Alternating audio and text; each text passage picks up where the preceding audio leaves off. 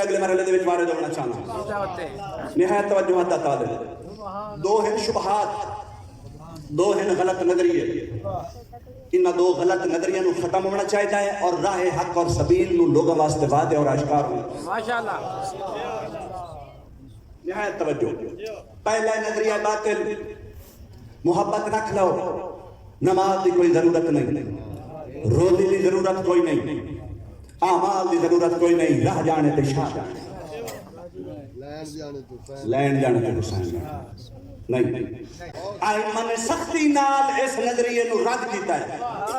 اگر جس مقام تے توجہ ہاتھا طالب جس مقام تے آئمہ نے نماز دی اہمیت نو روزے دی اہمیت نو اعمال دی اہمیت نو اتنی سختی نال بیان کیتا ہے اور آکھے ہے ساڑی شفاعت تے امید نہ رکھو اپنا کردار لے کے آؤ بیان اے کرنا چاہتے ہیں کہ دائیں ساڑی محبت کی وجہ تو اعمال دور نہ ہوگا یہ نظریہ باطل ہے یہ نظریہ غلط ہے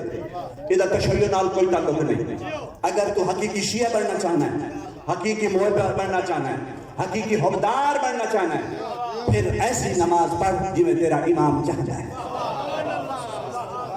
پھر ایسا عبد بن معاشرے دے وچ تیرا ایسا کردار ہوئے جی میں یوسف زہرا چاہ جائے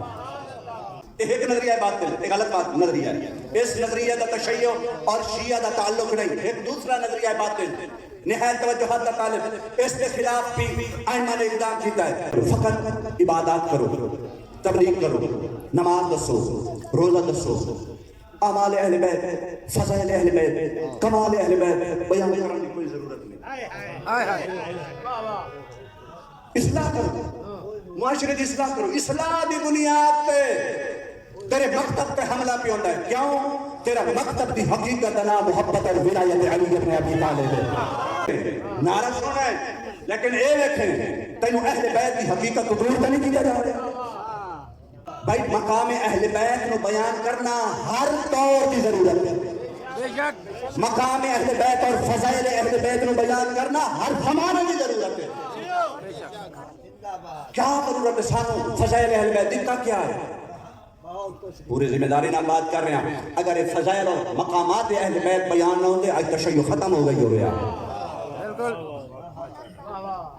اگر تو امام نو اپنے لیا بنا چھڑے سے اگر تو امام نو اپنے لیا پیش کرے سے پھر اس امام دی اطاعت کون کرے سے امام نو ہون منو توجہ امام نو ہون منو جویں اللہ عظیم نے علی نو عظیم بنایا جڑے اللہ نے انہوں مقامات عطا کیتے ہیں وہ مقامات منو انہوں نے عقیدہ رکھو انہوں نے عقیدہ رکھ کے پھر نماز پڑھ یہ تیری نماز ہے جڑی امام زمانہ میں پسند ہے ماشاءاللہ ماشاءاللہ یہ دو نظریے باتیں اچھا ہن توجہ کر بھائی فضائل پڑھنے کی ضرورت کیا ہے میں تمہیں بیان کروں ایک دے المومنین علی ابن ابی طالب گھر تشریف لائے ہیں بیت شرف تشریف لائے ہیں بیت النبوت تشریف لائے ہیں بیت الرسالت تشریف لائے ہیں مختلف الملائکہ تشریف لائے ہیں معدل العلم تشریف لائے ہیں میں زیارت جامعہ دی تلاوت بیٹھا کرے نا امیر المومنین تشریف لائے ہیں جناب صدیقۃ الکبریٰ نہایت توجہ جناب صدیقۃ الکبریٰ میرے سین نے کلام فرمائیے کس جناب صدیقۃ الکبریٰ ناموس کبریا صدیقۃ الکبریٰ کلام فرمائیے صدیقہ نے کوئی ایسی کلام فرمائیے فرجع علی قہقریا پچھلے پیر علی پچھاڑنا شروع کیتا ہے علی ابن ابی طالب چاہتا ہے پچھلے پیر پچھاڑنا شروع کیتا ہے کلام کیا فرمائیے صدیقۃ الکبریٰ آئین مسجد النبی دے وچ مسجد النبی ختمی مرتبہ تشریف فرمائیں علی ابن ابی طالب حیران ہو کے امیر المومنین حیران ہو کے نبوتی بارگاہ چ عرض کردن یا رسول اللہ اج میں خارج گیا صدیقۃ الکبریٰ تواڈی تخت جگر تواڈا نور عین نے کلام کیتی ہے میں حیران ہو گیا جناب ختمی مرتبہ امیر المومنین دی کلام سنیے نبوت نو موقع ملیا ہے اج عصمت کبریٰ ولایت اور بیان کا چھوڑا پاک نبی نے صدیقۃ الکبریٰ دے فضائل اور کمالات مسجد بیان کرنے شروع کیتے سنن والا علی ابن ابی طالب ذاکر رسول اللہ موضوع صدیقۃ الکبریٰ صدیقۃ الکبریٰ دا کیڑا موضوع یا علی زہران اللہ دے نور جو خلق فرمایا گیا ہے یا علی صدیقہ دے نور ساڈے نور جو ہے یا علی صدیقہ دے نور بڑی عظمت والا نور ہے پاک نبی صدیقۃ الکبریٰ دے فضائل بیان علی ابن ابی طالب فخر علی ساجدا شاکرا للہ وقائلا رب اعوذنی ان اشکر نعمتک التی انعمت علی. میرا اللہ تیرا ممنون ہے مینوں ایڈی عظمت علی زہرا عطا کی. اس مطلب تو اے واضح ہویا صدیقت الکبریٰ دے فضائل انسان نو عابد بنا دے. بے شک انہاں دے فضائل اور کمالات انسان نو اللہ دی بارگاہ سجدہ ریز بنا دے.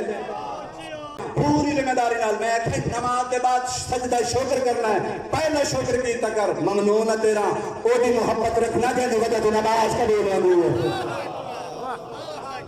لیکن طالب علم ہونے دے ناتے